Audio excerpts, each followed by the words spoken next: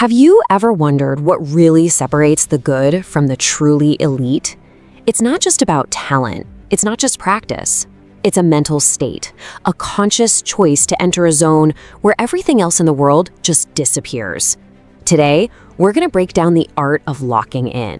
It all starts with a mindset that some athletes call being a stone-cold killer. But listen, this isn't about anger or aggression, not at all. It's actually the opposite.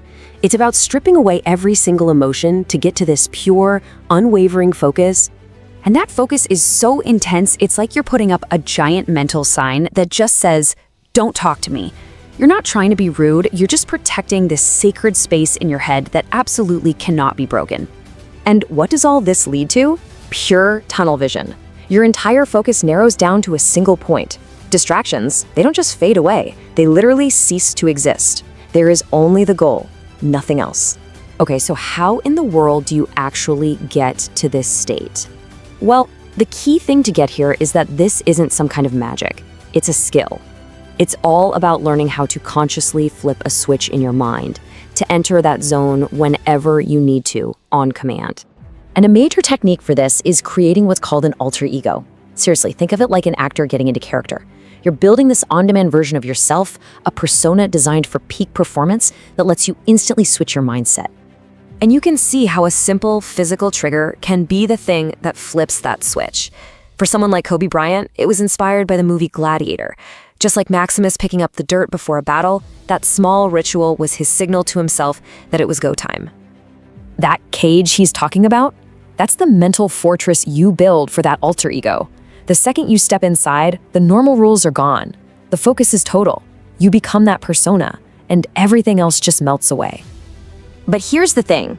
That killer mindset, that alter ego, that's only half of the equation. It has to be fueled by an absolutely relentless work ethic. This is how you build what you can only call an unfair advantage. Now, the principle behind it sounds pretty simple. Wake up every single day with just one goal, to be better than you were yesterday. But actually doing that, man, that's a relentless, obsessive, daily grind. Let's just do the math on this for a second using what people call the Kobe method, okay? Your average competitor, they're training twice a day. By getting up at 3 a.m., Kobe was fitting in 4 sessions before they'd even finished their second. You see, it's not just about working harder. It's a strategy that literally doubles the training volume and creates a gap instantly. And that daily gap, it compounds. Day after day, week after week. Over years, it grows into a lead so big it's impossible to overcome. We are talking about thousands of extra hours of focused work. After 5 or 6 years, it's just mathematically impossible for anyone else to ever catch up.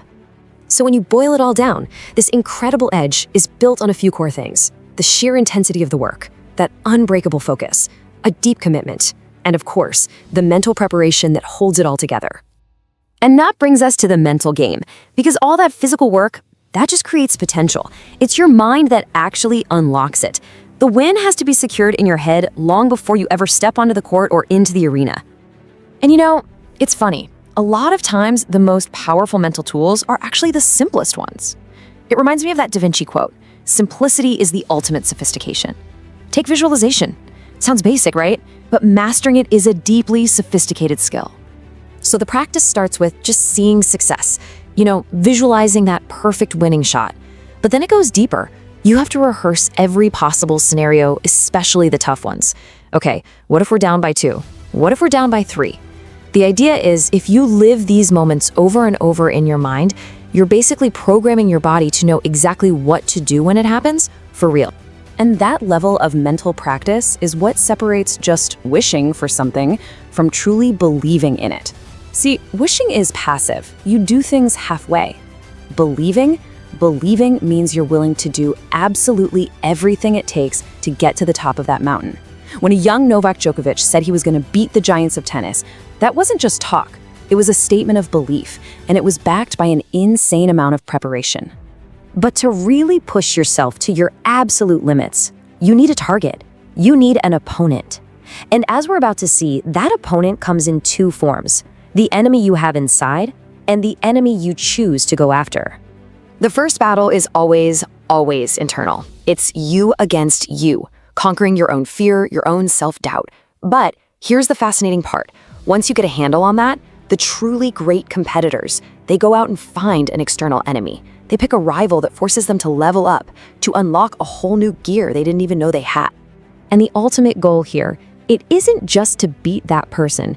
It's to reach a level of excellence where they become completely irrelevant.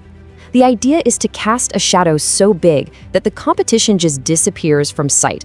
But we have to be really clear about something. This path, this whole pursuit of greatness, it's not free.